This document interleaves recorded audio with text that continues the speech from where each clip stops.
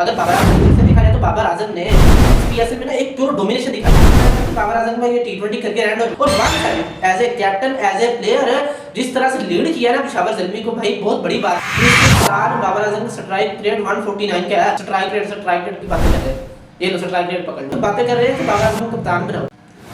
तो दोस्तों पीएसएल 2026 पेशावर ज़ल्मी का बहुत ही शानदार गया है। अगर बाबर आजम की तरफ से देखा जाए तो बाबर आजम ने इस पीएसएल में ना एक प्योर डोमिनेशन दिखाई है। देखा जाए तो इसने ना सर एक ही प्रेशर नहीं डाला है, जैसा कि 2025 में ये जो 2026 का ये वर्ल्ड कप हुआ है, तो ऐसा लग रहा है कि बाबर आजम का ये टी20 करके रैंड हो चुका है। लेकिन जिस तरह से बाबर आजम ने इस पीएसएल में डोमिनेट किया है और one side as a captain as a player जिस तरह से लीड किया ना पेशावर ज़ल्मी को, भाई बहुत बड़ी बात है इस तरह के एक प्लेयर के लिए इस तरह का कमबैक करना।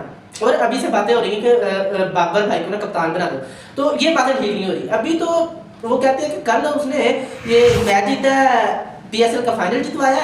अब इससे आगे तो ऑस्ट्रेलिया ये वाली बांग्लादेश वाली सीरीज है जो कि 8 तारीख को टेस्ट मैच होने वाला है, तो ये बहुत अहम है।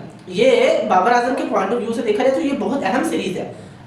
लेकिन जिस तरह से बाबर आजम को इस तरह से लग रहा है कि जैसे उसकी नई जिंदगी शुरू हो गई है। उसने 588 रन, अच्छा ये भी आपको बताता चलूं कि बाबर आजम के ना इस सीजन में ना सबसे ज्यादा रन है 588। अगर ओवरऑल पीएसएल का देखा जाए ना तो सबसे ज्यादा रन है फखर जमान के हैं, वो भी 588 हैं। एक रन से बाबर आजम को चाहिए था लेकिन आज वो यानी कि जल्दी आउट हो गए।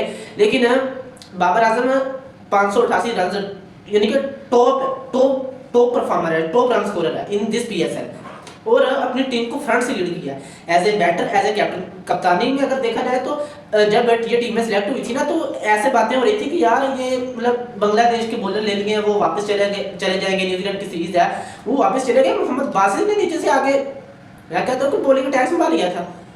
इफ्तिखार अहमद को नई बॉल दे दी यार, हाई रिस्क क्रिकेट खेली है यार, ऐसी अच्छी कप्तानी की है। इफ्तिखार अहमद से नई बॉल से बॉल करवाई है, वही पहले 2 ओवर लगातार वो पीएसएल फाइनल में पहले भी करता रहा। सुफियान मुकीम की जितनी तारीफ की जाए उतनी कम है। उसने पेशावर ज़ल्मी का स्पिन बॉलिंग अटैक लीड किया अकेले ने, सबसे ज्यादा विकेटें हैं, 22 विकेटें हैं उसकी। प्लेयर ऑफ द टूर्नामेंट का अवार्ड मिला उसको, player of the tournament batter of the tournament का अवार्ड बाबर आजम को मिला और प्लेयर ऑफ द टूर्नामेंट का अवार्ड सुफियान मुकीम को मिला।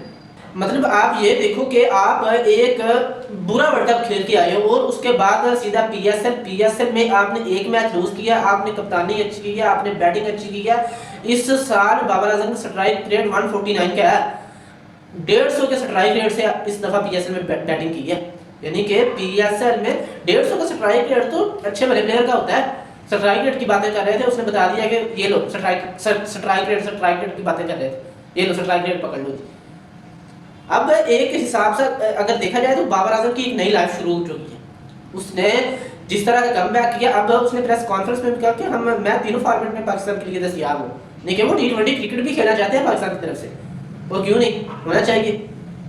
मैं कहता हूँ कि अगर इसी तरह की परफॉर्मेंस रहे तो क्यों नहीं। अभी तो बातें कर रहे हैं कि बाबर आजम को कप्तान बनाओ। हमारे 3 कप्तान है, शान मसूद टेस्ट का कैप्टन है, शाहीन अफरीदी वनडे का कैप्टन है और सलमान अली आगा टी20 का कैप्टन। अभी तो लोग ये भी बातें कर रहे हैं कि जिस तरह की सलमान अली आगा की परफॉर्मेंस है वो टी20 कैप्टन भी डिजर्व करता है या नहीं, वो अपनी जगह भी डिजर्व करता है टीम में या नहीं। तो भाई हालात बहुत हर प्लेयर के ना पाकिस्तान क्रिकेट टीम में टफ हो चुके हैं, यानी कि परफॉर्मेंस देनी पड़ेगी। देखिए ना साहिल अयूब मुझे नहीं लगता कि ये इसका टेस्ट सीरीज में भी नाम आए, वनडे सीरीज ऑस्ट्रेलिया में इसका नाम आए, नहीं आएगा, मुझे नहीं लगता इसका नाम आए, क्योंकि उसने अपने पाँव पे खुद कुल्हाड़ी मारी हुई। तो भाई बहुत ही अच्छा ये जो साइन है ना बाबर आजम के लिए, जिस तरह से उसका पीएसएल गया है और उसके बाद उसने अपनी टीम को पीएसएल भी जिताया है और इसने यानी कि एक अलग की वाइब आना शुरू हो गई है। तो अब जो बांग्लादेश की सीरीज है ना, जो टेस्ट है वो बहुत मैटर करेगा। जिस तरह का इसका कॉन्फिडेंस हाई हुआ है ना, तो ये बहुत ज़्यादा मैटर करेगा।